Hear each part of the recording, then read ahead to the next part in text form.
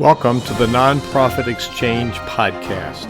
Stories by leaders for leaders to help you raise the bar on your own excellence, to release the potential inside of you. Now, here's today's podcast. Greetings, it's Hugh Ballou. Welcome to this episode of the Nonprofit Exchange. You know, over the years, we've had numbers of people talk about money, and money is a common topic. Very few people understand what attracts it. Very few people understand how the conversations go. Very few board members understand the parameters around it. So I have a guest today, Wayne Olson, and Wayne has got a number of books that we will talk about. And every one of the books has a very specific purpose, and he's working on another one. But Wayne has some really good experience in this area, and he's got some really good wisdom to share. And he and I have talked a little bit, and I'm just excited about letting Wayne share with you some of the important messages he's learned over the years. So Wayne, welcome to the Nonprofit Exchange. Tell people a little bit about yourself and a little bit about why you're doing this work that you do. Thank you, Hugh, and I'm grateful to be here. It's good to be with you today. And I started off life as a practicing attorney, a litigation attorney, contract law, a little bit of real property law.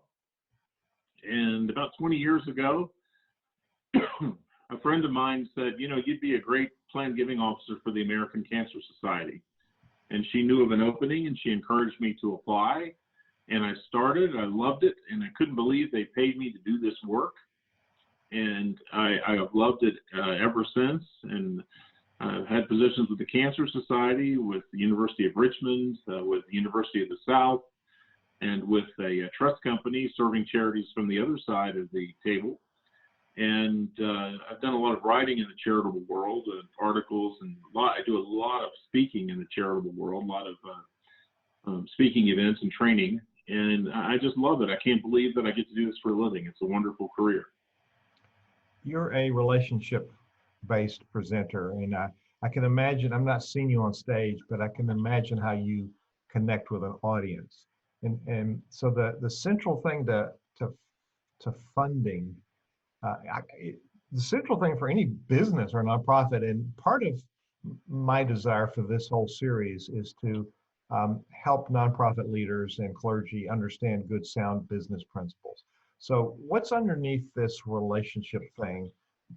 Leadership, ministry, money flow, communications, to me, are all based on relationships. So talk a little bit about that, and then go into what do donors wish that we knew? Sure. Hugh, it's unfortunate, but I think the best way to describe fundraising is to describe what it's not. And it's unfortunate because I think a lot of people do fundraising the wrong way.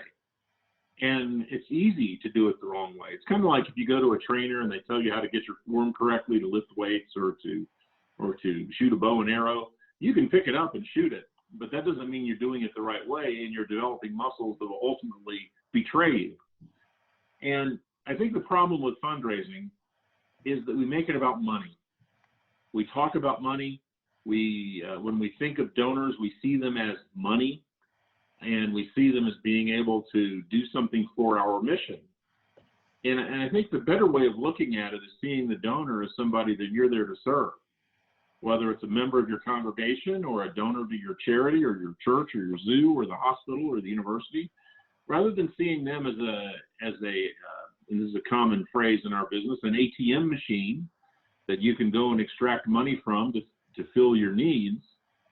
I think we're far better off seeing us as a partner with the donor. And the way I like to describe it is the donor wants to heal the sick but isn't a doctor. The donor wants to educate the young but is not a teacher. And the donor wants to feed the hungry but isn't a farmer. Well, if you're a hospital, you're healing the sick. You've got something the donor doesn't have but desperately wants. So the ideal thing to do is to marry what we have with what the donor has to accomplish a common goal. And I think sometimes we feel like our goal is just to get money, and the donor's goal is to give us that money.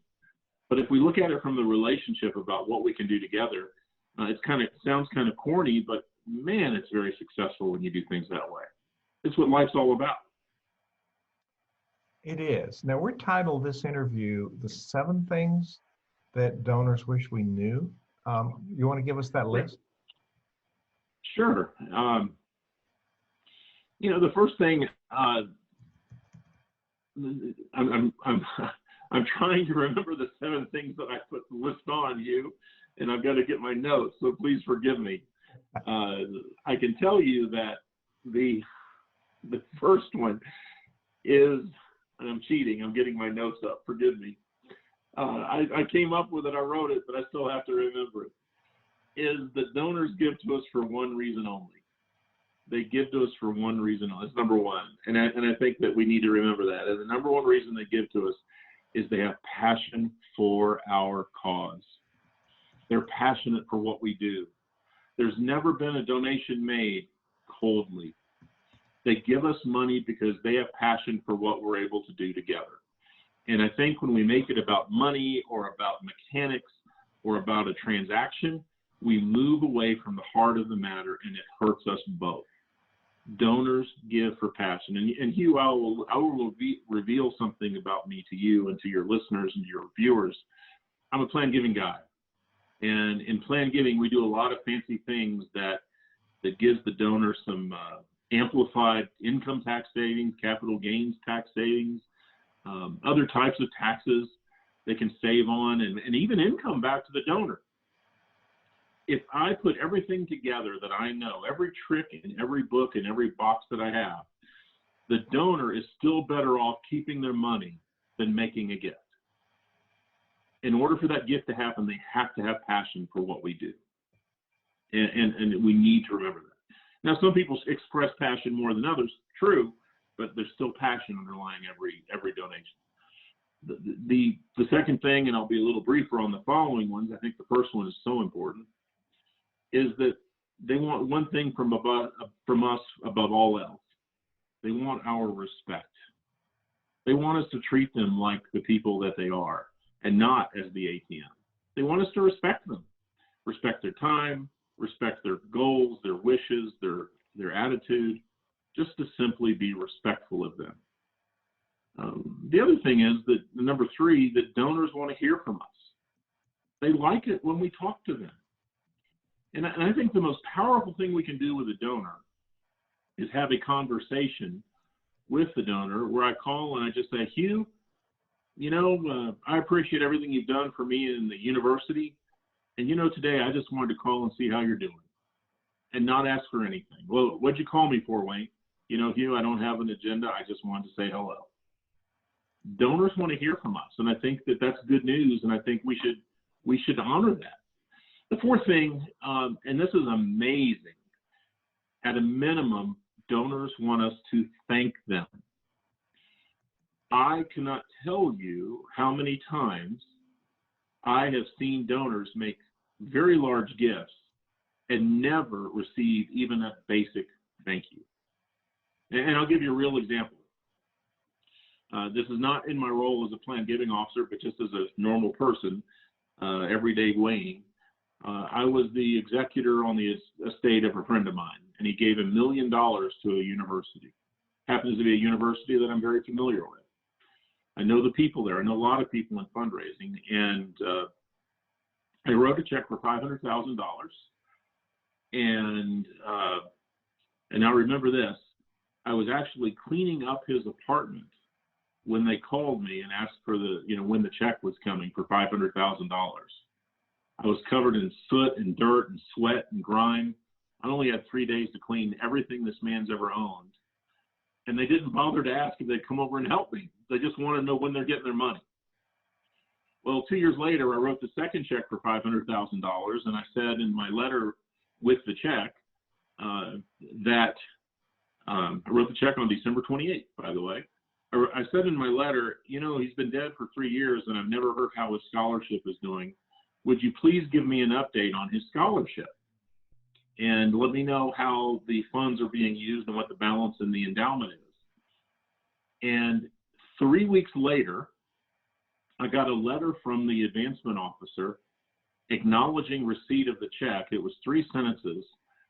And the 2 words that appear nowhere in the letter were "thank you," ever. I never got an update on the scholarship. I never got an update on the endowment. I never got an update on anything. I never, ever heard the words "thank you." And that's $1 million gift. And what they don't know is I had some authority to give them extra money, but they're not getting any extra money from me. It's gone. Went somewhere else. And but so at a minimum, and by the way, I can give you examples of some of the finest charities in the country that don't thank their donors. It's amazing to me how such a basic thing can happen. But by the way, I'm very glad they don't thank their donors, because I do thank my donors, and that makes us stand out. So that's fine. Keep not thanking your donors. I love that. The fifth thing is, it's the donor's priorities. We're here to help the donor reach their priorities, as I said before. It's about them wanting to feed the hungry and heal the sick and teach the young, to house the homeless. It's their priorities. It's not ours. I used to work for the American Cancer Society. There are 6,000 organizations in the country that have cancer in the name. You know, the donor just wants to cure cancer. They really don't care which organization does it, nor do they care which organization is the one that helps their relative or themselves coping with cancer. They just want that to happen. They don't want to support the American Cancer Society. They want to support people with cancer. It's their priorities, not mine. Now, I'm very fond of the Cancer Society. I don't want to give you the wrong idea, and I think they do it better than anybody else. But at the end of the day, the donor still is about curing cancer, not about making sure a corporate organization is healthy. Number 6, I want to be better, stronger, faster. I ripped off the lines from the $6 Million Man to see if there was anybody old enough to remember that TV show. But, you know, it's very closely related to number 5 and number 1 and number 2 it's about the donor. At the end of the day, after the donation is made, the donor wants to feel better having made the donation than not having made it. So we need to make the donor feel good about the donation, let them know how this is going to make their life better, how it's going to make them stronger, and just make sure that the donor knows how much of a difference they've made in both our lives and in their lives and their families' lives. And finally, and this one might come as a surprise to you because the first 6 are all donor-centric. Hugh, you and I are important. The gift officer, now it goes back to number 1. Number 1 and 7 are very closely related because this is a very human endeavor. The gift officer is very key to making a gift happen. It's a human relationship. Who you are matters. You and I work, and all of your listeners and viewers work in one of the very few professions where who you are matters. I can be an oil mechanic or change the oil in a car at Jiffy Lube, and I'm under that trench and no one ever sees me. Really, my personality doesn't matter. My attitude doesn't matter. As long as I change the oil properly, who I am doesn't matter. It's a fine job. It's a great job, but the personality is not important to doing the job. You can be a great gift officer for a mediocre charity and get great gifts. But if you're a terrible gift officer or have a bad attitude for the best mission that's ever been created, you're not going to get any gifts. It's all about us. And I like to put it like this as I close on the 7 things that donors wish we knew, is that, you know, as gift officers, it's really our job not to get in the way. The donor has a passion for the mission. We're just the conduit to help that happen. And really our job is to stay out of the way and just let the donor do what the donor already wanted to do. Maybe help it along a little bit, but mainly stay out of the way. So those are the 7 things, Hugh, since you asked. That's it. I made note of those, and I'll summarize them on the website. That's really good. You're listening to the Nonprofit Exchange. If you're listening on a podcast, we're talking in the middle of a quarantine with the COVID-19 and early part of 2020, second quarter actually. And we're thinking about how we're going to empower ourselves coming out of this. And these are really important messages, Wayne. You can find the transcript if you download the subscription from your podcast supplier, or go to thenonprofitexchange.org thenonprofitexchange.org, and you'll see the transcript of today and all of those 7 points. So Wayne, you and I talked earlier, and we're nervous about visiting, say, Mr. X, who's got an endowment and wants to support charities and does support charities. So we go in and we got a whole briefcase full of stuff. We got a PowerPoint, we got a handout, we got a business plan, we got all kind of stuff. So you had some good insights about, yeah, we're ready and armed, and we're nervous. We got all this data. So what's your advice about using that data? Sure. Okay, create a really good PowerPoint presentation and study it and memorize it, and have your phone up to date with the latest firmware and all your contacts up to date and all your email up to date. Have the latest brochures that you can, and then leave them in the car. Leave it all in the car. Do not take it in with you. And I'll exaggerate to make the point, but I'm not sure it's that much of an exaggeration. And it's a mistake that I see a lot of people make. When we go in to meet with a donor, to ask them for a sum of money, that is one of the most arrogant things that we can do. Gee, I'm here to see you today, or Mr. X as you call him, and I was hoping you'd support our canned soup drive for a gift of $10 million. I've done my research. I'm not going to say this to you, but I've done my research, and I know that you're capable of giving a gift for $10 million, and I think you should give a gift of $10 million to us. That is incredibly arrogant, because it says that I know more about your passions, your calling, and your everything than you do. That I can, and forgive me, I've got 2 phones, that I know more about you and your charitable inclinations than you do. I know your family story. I know what kind of day you're having, because I can ask you for this no matter what. And I think that's a very dangerous thing to do. I think what you need to do, or what we all need to do, is go to a meeting with a donor and listen to what they want to do, and then have a second meeting and listen, and then the donor might ask for something. Well, do you have a brochure you can give me, or something in writing? Then we can send them what they want, what they ask for, as opposed to what we think they want that we're imposing on them. And also, as a bonus, and every gift officer knows this, you want a second meeting. So that's when you give them the brochure or the document that they want, rather than putting everything together first and assuming that you've guessed correctly what their capabilities and intentions are. I only had a couple occasions where people that with substance said to me, well, you didn't ask for a sale, or don't you want to check? Of course, I sit back down. I'm on the way out. I'm going to sit back down and say, well, now that you brought it up, that is probably 1% or 1/2 of 1%. So we load ourselves up with stuff, and we're nervous about it because it's a business transaction we're preparing for. And we got all the figures. Here's how much money we're going to need. Here's the impact we're going to have people's lives. Here's the overhead. We have all these things that people might ask. So we want to lay it on them. And what I'm hearing you say, number one visit is get to know the donor, find out what they're interested in, and do more listening, because you got 2 ears and 1 mouth. Did I hear that right? You heard it correctly, yeah. Absolutely. Listen, listen, listen. So what are the things that come up? This thing about overhead. There's Dan Pallotta talks about the ways we think about charity are dead wrong. And overhead, he said, is one of them. We can't really, for Center Vision Leadership Foundation, overhead's either 100% or 0%, because all the money goes to serve the needs of the clients.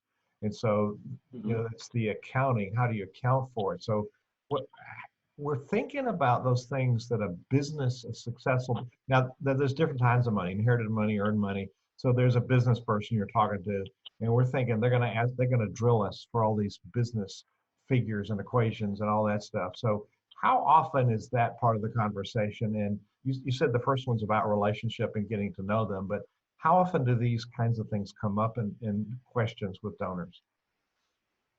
Hugh, we talk about overhead a lot, but in my experience, it comes up very rarely in a conversation. And I'll add this thought to that answer, is that donors make decisions on overhead based on perception and nothing else. they will. I had my very first boss. I worked in television before I was an attorney. My news director said, "Perception is reality."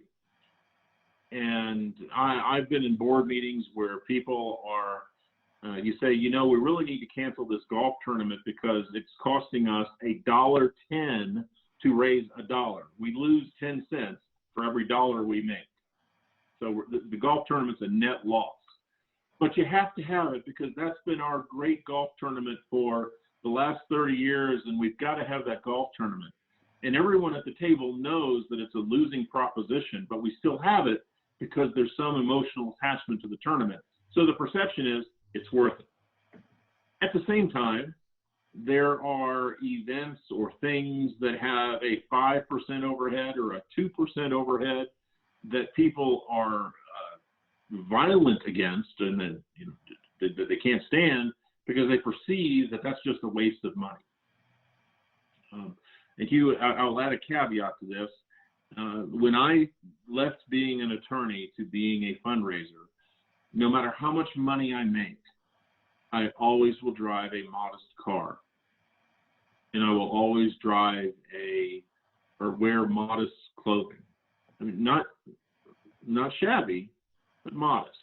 Not dirty, not wrinkled, but modest. The same person that helped me get my first job at the Cancer Society told me, never outshine the donor. Whoa. And I think there's some validity to that. Now, I appreciate that if a donor invites me to the country club, they don't want to see me pull up in my 1985 Yugo that's got a different colored door than the rest of the car. I got that. But, I really don't need to drive a brand new Lexus or a brand new Mercedes or some other fancy car. I need to make sure that I don't ever give anyone the perception that my overhead is taking away from the effectiveness of their donation. And as a pertinent point here, I'm going to put in the sponsor moment here instead of at the end. Our sponsor is WordSprint, who prints Nonprofit Performance Magazine 360, Nonprofit Performance 360 magazine. He's actually a mail house with a print shop and 2 decades of research, 2.5 million mailings. He says the top of mind marketing, and we're talking to donors. We're sending them a piece of mail which they have in their hand. He said 30% is the right person. You have their name right, and you send it to that person. 2, it's the message, the right name, the right message, and it's the message is, here's what we're doing with your money. You don't say that, but it's good stewardship. This is the impact we're having on people's lives. Here's the celebrations we've had. Here's what's coming up. And the third one is a regular repeated rhythm. And you decide what that is. Some people don't want to hear from you every single month, but some people do. Certainly not every day or every week, but there's a rhythm. So it's 30, 30, 30, and then 10% left is appearance. If that was too fancy, it actually works against you. So that's like the car thing. So wordsprint.com is where you go find out about how to stay in touch with your donors with mail. And it really cuts through all the noise of all the other email and all the other ways that we try to communicate to donors. So that brings to we want to talk to donors. So how do they want to hear from us? It probably varies with personality, but give us some insights. We want to stay in touch with them. How do they want us to do that? Hugh, I don't have an answer for that other than be in touch with them the way they want to be in touch. I can tell you the hierarchy for me is in person is first. Nothing beats looking at somebody in the eye and letting them look you in the eye. And very few donors don't like the personal connection. Followed by a handwritten note. I'm a big proponent of handwritten notes. One of my trade secrets, by the way, I love America and I love the American flag, but you will never get a stamp from me with the American flag on. I go to the post office or I go online and I try to buy the fanciest stamp I can that stands out because it shows the donor that you've taken time to write a letter. If you have your mail metered or with a generic flag stamp, that says it's just one of a bunch of letters today. So person to person, mail, followed by email, followed by a phone call, followed by email. All of those are great. Text messaging is fine, but nothing beats one-on-one. You know, with phone, even with email and text, nuances and the tone can be easily lost. So be careful, but nothing beats face-to-face phone. Well, research shows that 7% of a message is in the words. And so all the rest of it you can do in person. You can't do an email. We send an email, expect people to get it. So that's all Right. about the relationship thing. Now, we've had a lot of people over the years talk about donors and giving, and you're giving us some fresh insights on all of this. And the stamp, we never thought about. I did 40 years of music ministry. I never had lunch alone, always was with a member. And I always, every day, had note cards, just said, hey, thank you for this. And it was like sending people Perfect. $1 million check. Oh, he took time to write me. So just a hand note, and it has to be genuine. You know, they actually did something and you liked it, or they showed up, or I appreciate you. Just something that's simple that they got from you. We don't have to write a lot. So you mix it. I guess what I did was mix it up. Sometimes it was email. Sometimes it was in person. Sometimes it was something in the mail. Sometimes, oh, here's an article I was thinking about you. Mm-hmm. Perfect. Yeah. That, by the way, you just mixing it up, but what you just mentioned is here's an article that shows I was thinking about you. That's the sign of a genuine relationship and a friendship, and it's priceless. It is. So now donors aren't all one size and shape. And I'm an extrovert, and when people come, how you doing? You know, what do you want to? What's the purpose, and where do we want to end up here?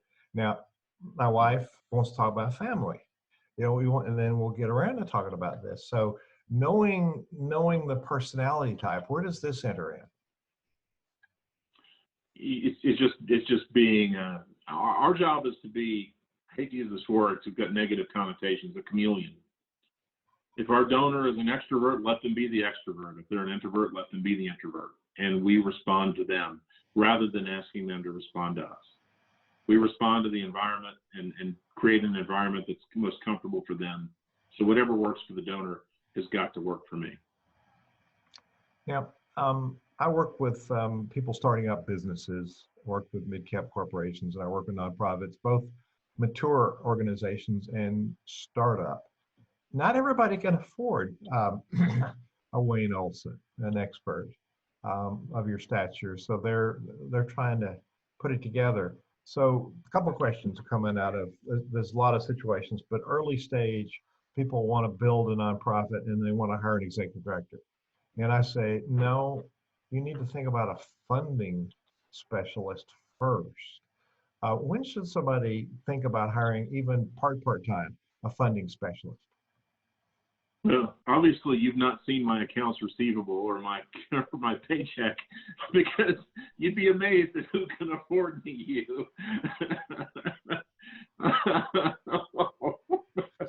Oh boy, you'd be amazed at what you can afford. Here's the reality, though, and you know you need to be thinking about fundraising immediately.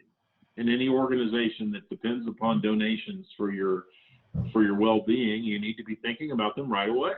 It's really that simple. Here's my tip, though. You know, let's just say that I'm a great fundraiser and you like what I'm saying. There's a lot of experts out there that have written books that nobody reads or not enough people read. You know, they're really good books. And check out some fundraising books and read them. And learn from them, and be careful about which ones you choose, because there's a lot of bad advice out there. But you know, read. I've asked people who are in leadership positions, when's the last time you read a book on fundraising? Oh, I don't have time for that. And I say, oh, I can tell because your habits are terrible.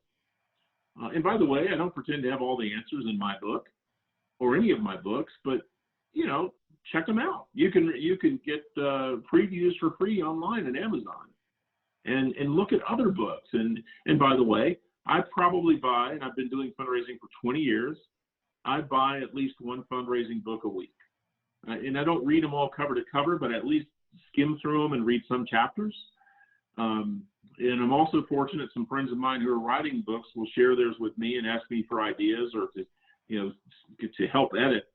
And so I try to stay on top of things. And reading about fundraising is never a bad idea. Also, join AFP or another fundraising organization so you can meet peers and listen to their ideas and learn from them. Here's a top level funding specialist saying he buys a fundraising book a week, and we got somebody that's all the broke, time. somebody that's broke saying, "Oh, I don't have time to read." So I buy and read leadership books. So Yes. there's a book I recommend. It's called Think Like a Donor: Creative and Simple Ideas for Getting More Gifts and Improving Donor Relations. That's by none other than Wayne Olson. And so It looks familiar. About that book. Tell us a little bit about that book.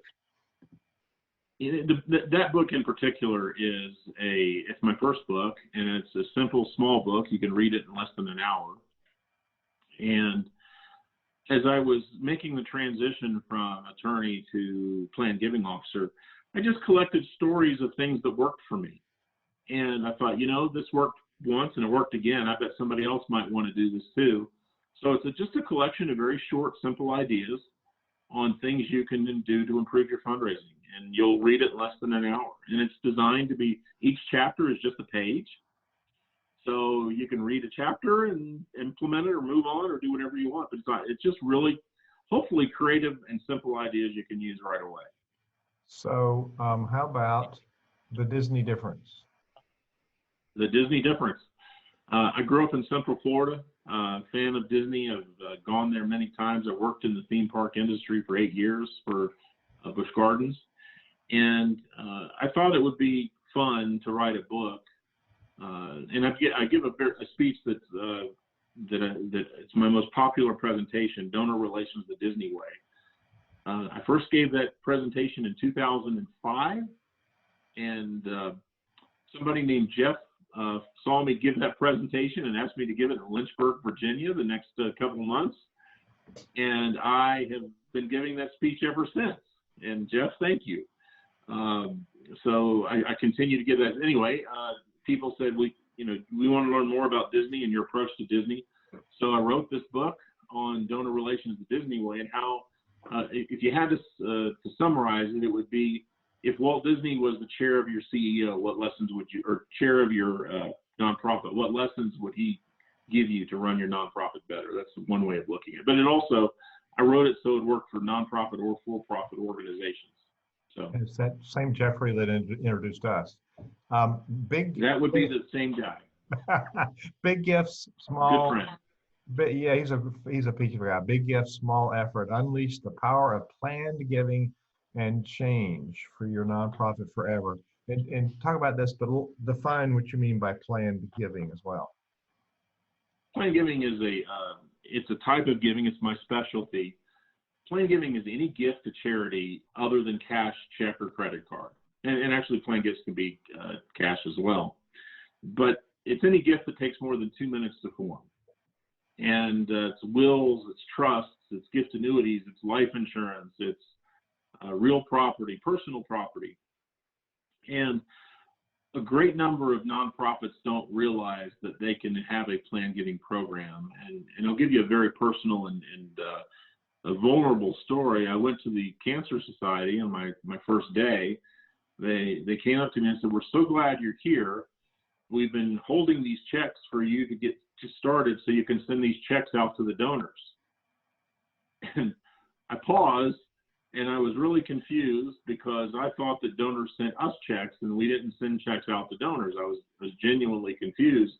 I said, "Sure, I'll get right on it." I went to my office, closed the door, and started flipping through the books to figure out why in the world we would send checks to donors. It just didn't make sense, and candidly, it still doesn't make sense. But the answer is, if they do something called a charitable gift annuity, we're sending them a check every month, and it's good for the donor, it's good for the charity. Well, in my frustration and anxiety to try and find the answer, I had a lot of really thick books that are good at holding a door open. but they weren't good at explaining what a gift annuity was. So what I did is I wrote the book for me that I wish I had on my first day on the job, that hopefully, if I've done it well enough, explains planned giving so anybody at any charity can pick it up and understand very quickly how planned giving can help their cause without any experience whatsoever. And by the way, I still use the book that I wrote, because I'll forget something and I'll say, I think I covered that. And I'll go and look it up and figure out what the answer to a question is. Because it's easy to read, it's easy to reference, that kind of stuff. And that's on purpose. And you're working on yet another book? Fundraising for nonprofit board members. Again, there's a lot of books out there on board membership and fundraising for board members. But I think there's a need for a book that is something that board members will actually read and do. So I've written a book that's 8 chapters, I think, and at the end of each chapter are questions for the board members to do as an exercise. And it's meant to be read quickly and easily. And my goal is to write something that the board chair or the CEO or the senior pastor could hand out to the staff or to the chair or to the board members on their first day of the year or the first day of the fiscal year or when they join, so that they can learn how fundraising in a nonprofit works. And you can find these books on Amazon, I guess? They're on Amazon or my website, WayneOlson.com. Wayne, WayneOlson.com. Correct. Find his books, look on Amazon or on his website. And so, Wayne, this has been full of information. And thank you for being the guest on the Nonprofit Exchange today. Do you have any parting challenge or parting thought that you would like to leave people with, ending this great interview? Thank you. And I'm grateful to have talked with you, and I'm honored that you would ask me to join you, and I appreciate that. Thank you. I think here's my parting thought. And number one is look for people like Hugh Ballou, and look for mentors, and find somebody who you can follow and learn from their experience, and that will help accelerate you personally and professionally. So find a mentor.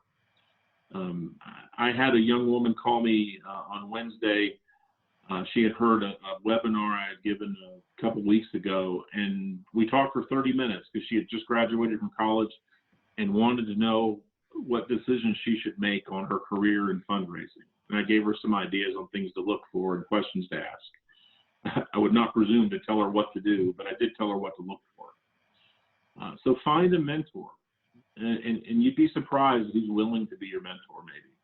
But also, and this is the flip side of this, be a mentor. Whatever experience you have, be willing to share it with other people and help other people come along, and do what you can to give back to the profession and to your donors too. But that's it. Be the person that everybody else wants you to be, and be the friend, the golden rule.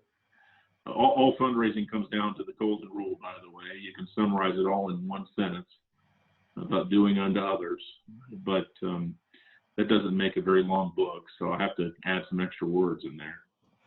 Wayne Olson, write a couple more books. Good. Wayne Olson, your gift to humanity, and thank you for being here today as a guest on the Nonprofit Exchange. You're very kind to you. Thank you.